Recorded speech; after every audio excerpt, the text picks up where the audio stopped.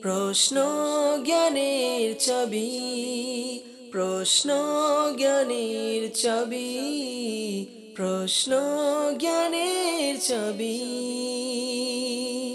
আলহামদুলিল্লাহি রাব্বিল আলামিন ওয়াসসালাতু ওয়াসসালামু আলা সাইয়্যিদিল মুরসালিন আম্মা বা'দ ফাআউযু বিল্লাহি মিনাশ শাইতানির রাজীম বিসমিল্লাহির রহমানির রহিম আসসালাতু ওয়াসসালামু আলাইকা ইয়া রাসূলুল্লাহ ওয়া আলা আলিকা ওয়া সাহবিকা ইয়া হাবিবাল্লাহ আসসালাতু ওয়াসসালামু আলাইকা ইয়া নবিয়াল্লাহ ওয়া আলা আলিকা ওয়া সাহবিকা ইয়া নূরাল্লাহ।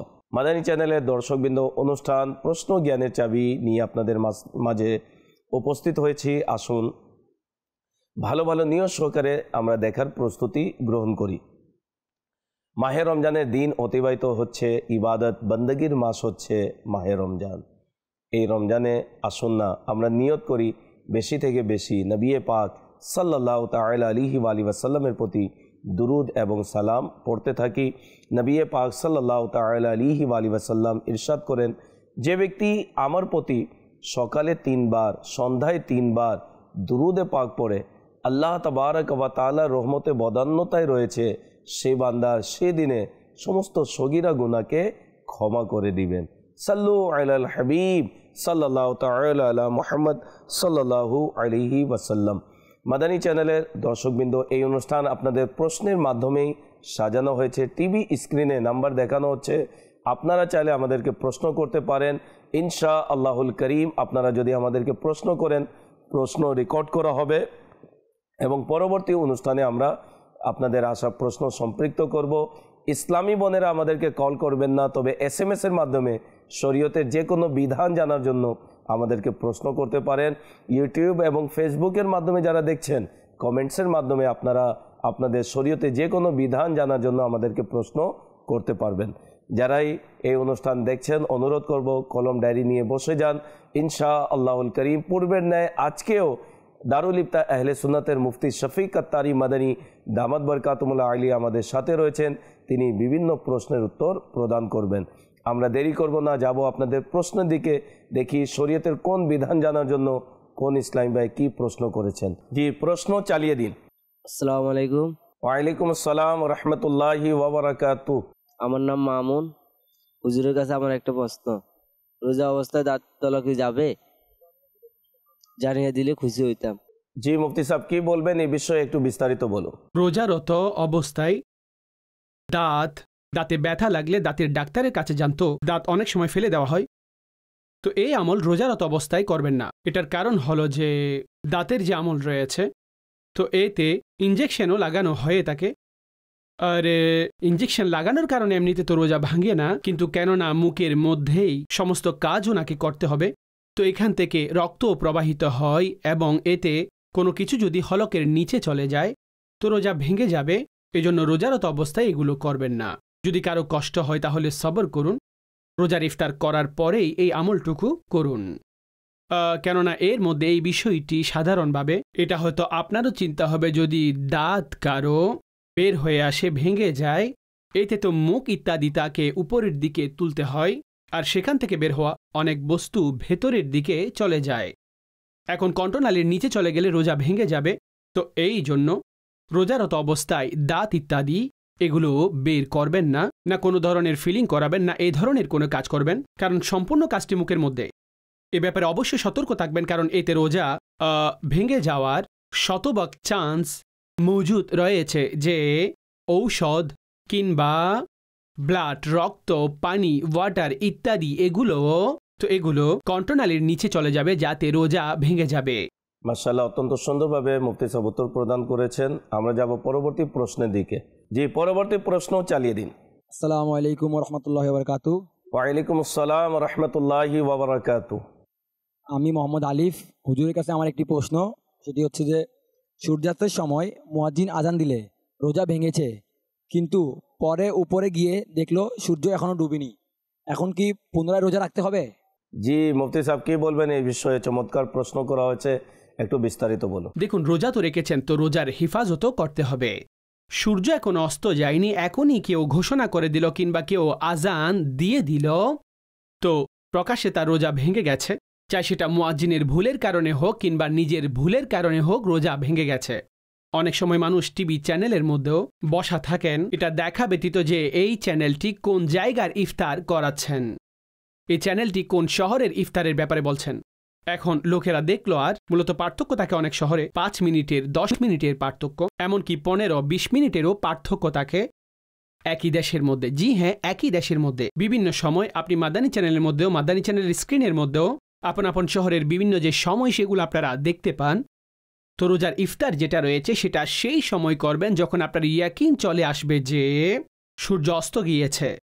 আর যখন পুরো একটি জামাত আজান দেওয়া শুরু করে দেয়, অর্থাৎ তার একটি অকাট্য ধারণা হয়ে যায় যেখানে ভুল হওয়ার সম্ভাবনা নেই, প্রতিটি দিক থেকে আজান আসছে আর ব্যক্তি রোজার ইফতার করছেন, উত্তম হচ্ছে এটা যে আপনি যথার্থ একটি ঘড়ি রাখুন, মাদানী চ্যানেলের স্ক্রিনের মধ্যেও দেখতে থাকুন, আর যেটা আপনার শহরের সময় বলা হচ্ছে সেই সময় আপনি রোজার ইফতার করে নিন।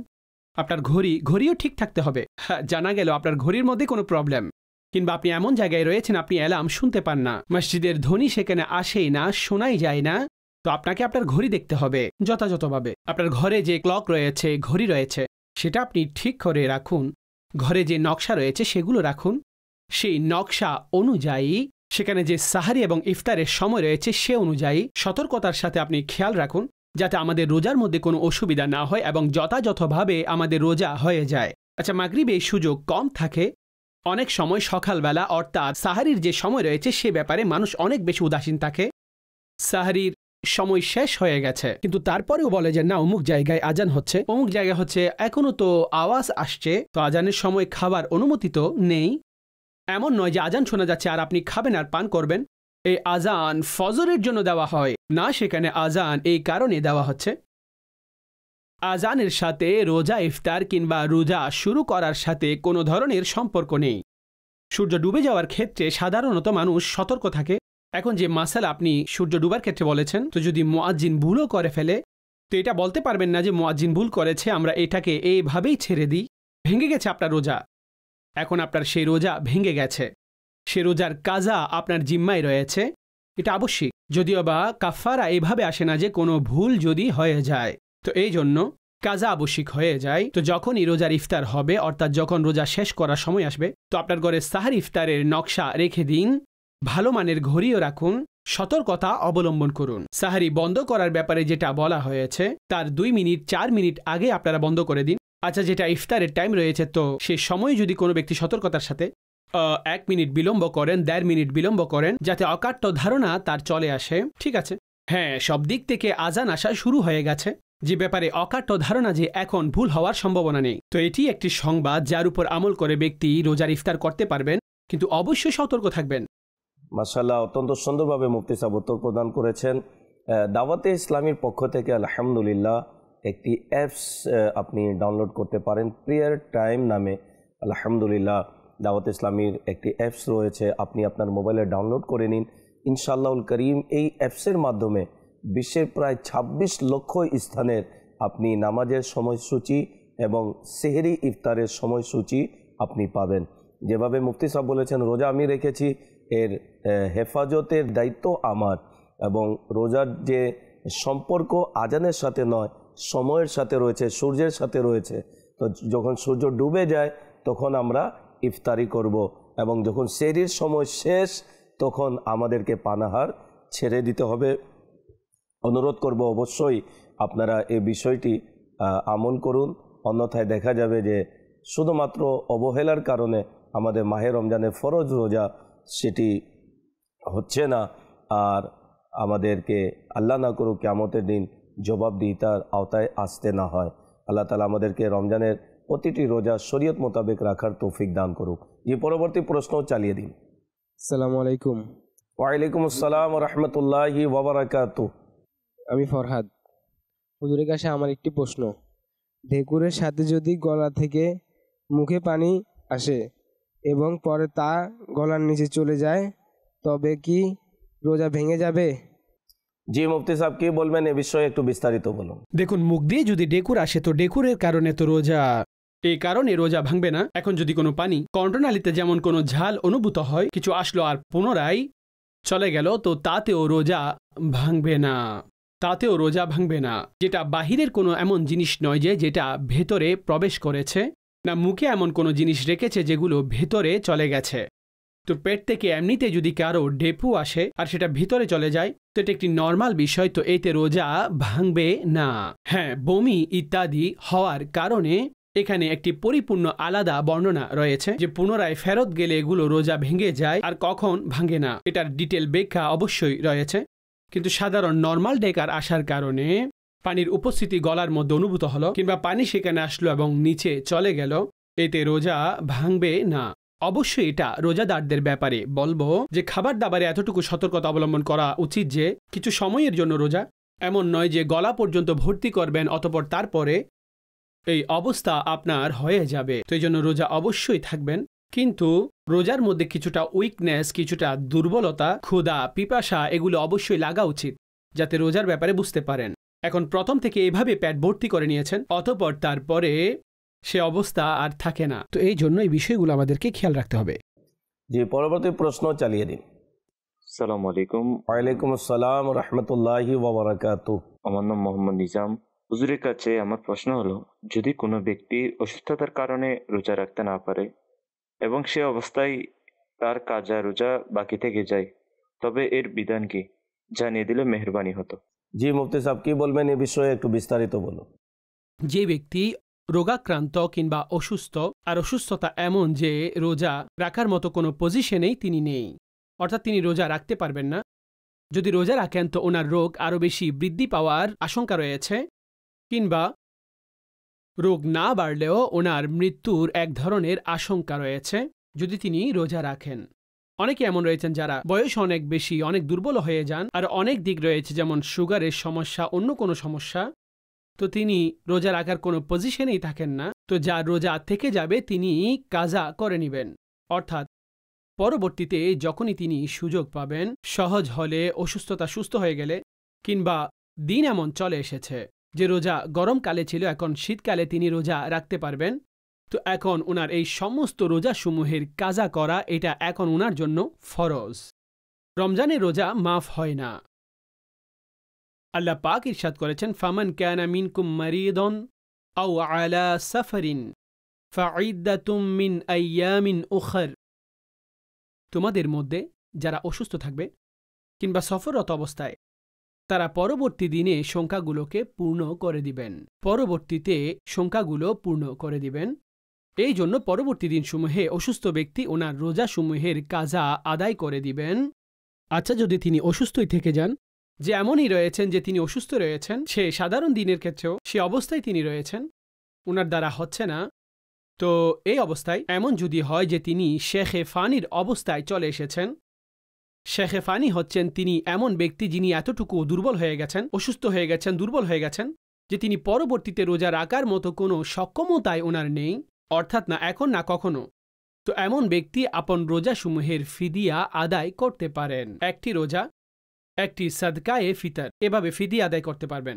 আচ্ছা, শেখে ফানি ব্যতীত অন্য কেউ আর ফিদিয়া আদায় করতে যাবেন না, অর্থাৎ অসুস্থ হলেই ফিদিয়া আদায় করে দিবেন, মহিলা গর্ভবতী হলে ফিদিয়া আদায় করে দিবেন, বাচ্চাকে দুধ পান করাতে হবে তো ফিদিয়া আদায় করে দিলেন না। যেই সমস্ত ব্যক্তির রোজা ছেড়ে দেওয়ার অনুমতি রয়েছে, তো এটা দ্বারা উদ্দেশ্য তিনি কাজা করবেন।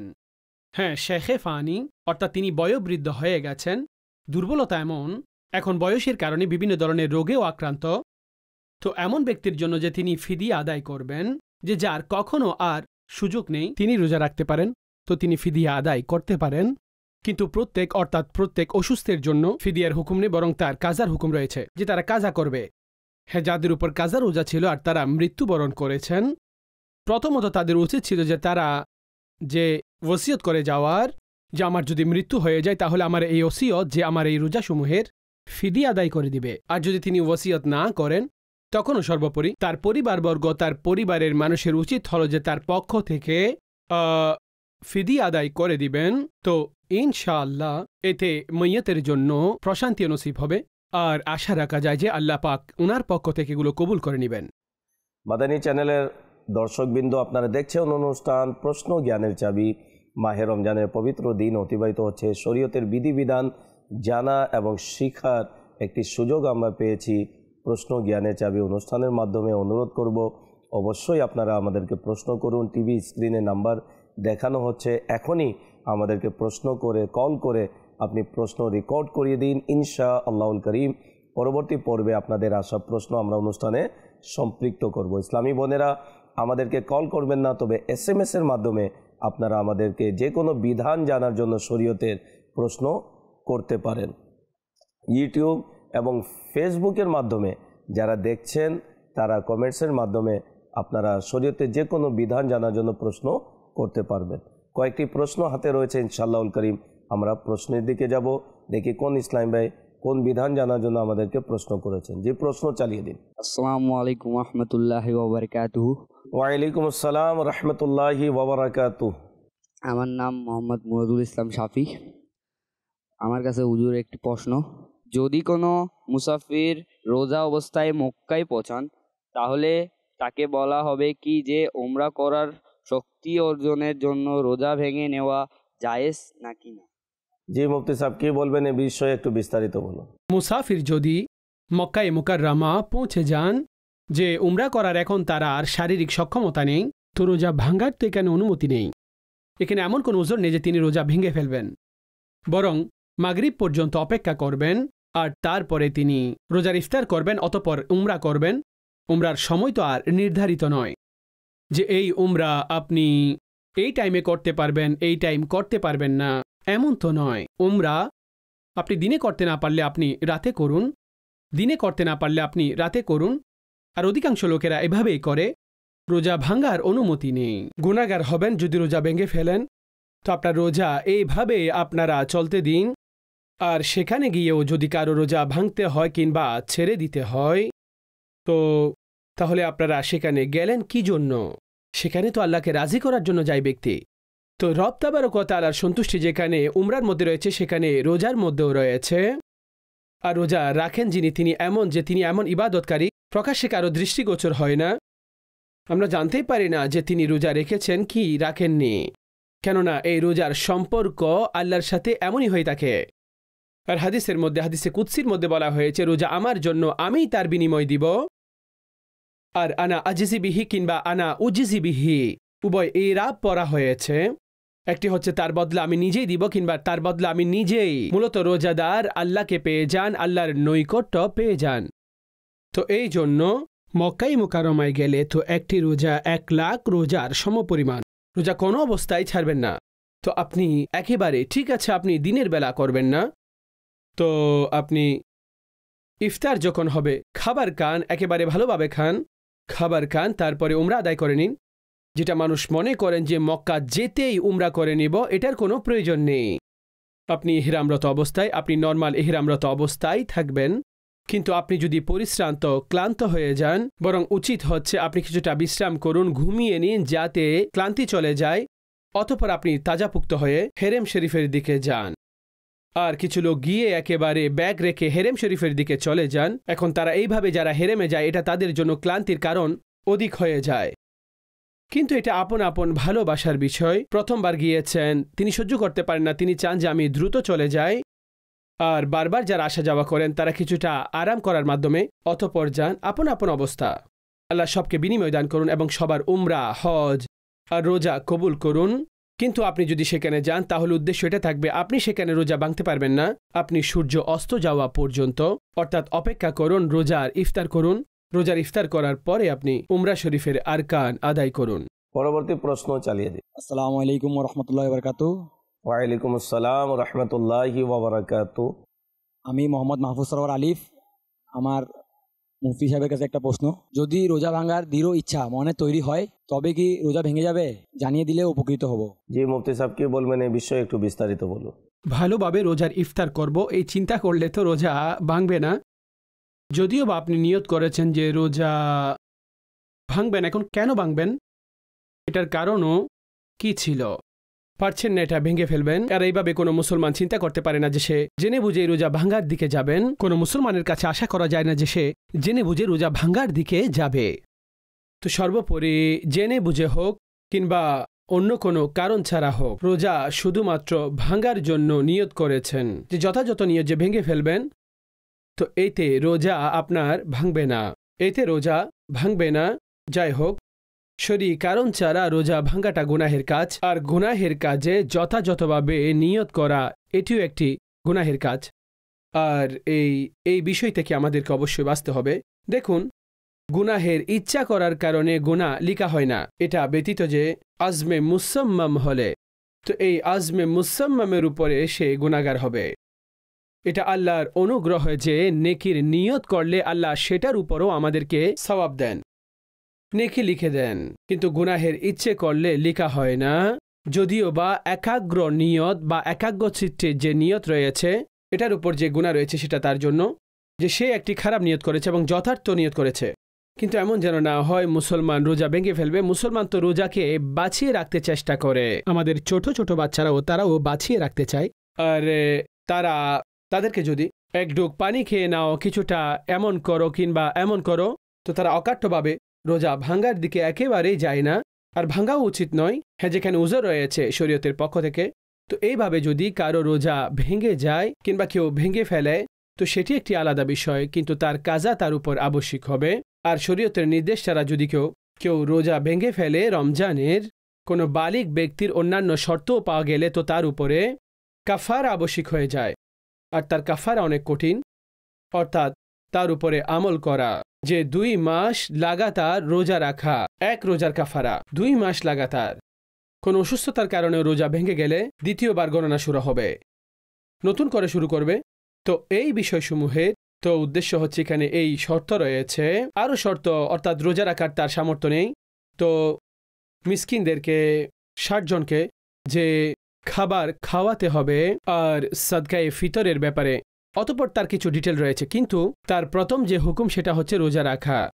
সেটা কি? সেই রোজাগুলো রাখা। তো এই জন্য এই বিষয়গুলোর ব্যাপারে আমাদের সর্বোপরি খেয়াল রাখতে হবে, আমাদের রোজা তাহাফুজ করতে হবে, অর্থাৎ হিফাজত করতে হবে। মাশাআল্লাহ, অত্যন্ত সুন্দরভাবে মুফতি সাহেব বিভিন্ন প্রশ্নের উত্তর দিয়েছেন। মুফতি সাহেবকে অত্যন্ত শুকরিয়া, মোবারকবাদ, জাযাকাল্লাহু খায়রা। তিনি আমাদেরকে সময় দিয়েছেন। মাদানী চ্যানেলের দর্শকবৃন্দ, যারাই আপনাদের মধ্যে যারাই আমাদেরকে প্রশ্ন করেছেন তাদেরকেও আল্লাহ তাবারাক ওয়া তাআলা দুনিয়া আখিরাতের উত্তম প্রতিদান দান করুক। এই অনুষ্ঠানের মাধ্যমে বিভিন্ন শরীয়তের বিধান আমরা শিখতে পারি, জানতে পারি। তাই অনুরোধ করব, মাহে রমজানের প্রতিদিন আমরা যেন মাদানী চ্যানেলের সাথেই থাকি, বিভিন্ন অনুষ্ঠান দেখি। ইনশাআল্লাহুল করিম মাহে রমজানের অফুরন্ত বরকত আমরা অর্জন করতে পারবো। সময় হয়েছে বিদায় নেবার। যারাই আমাদের সাথে ছিলেন, আল্লাহ তাবারাক ওয়া তাআলা মাহে রমজানের বরকত দ্বারা আমাদেরকে ধন্য করুক। আমিন। সাল্লু আলাল হাবিব সাল্লাল্লাহু তাআলা আলা মুহাম্মদ সাল্লাল্লাহু। প্রশ্ন জ্ঞানের চাবি, প্রশ্ন জ্ঞানের চাবি, প্রশ্ন জ্ঞানের চাবি।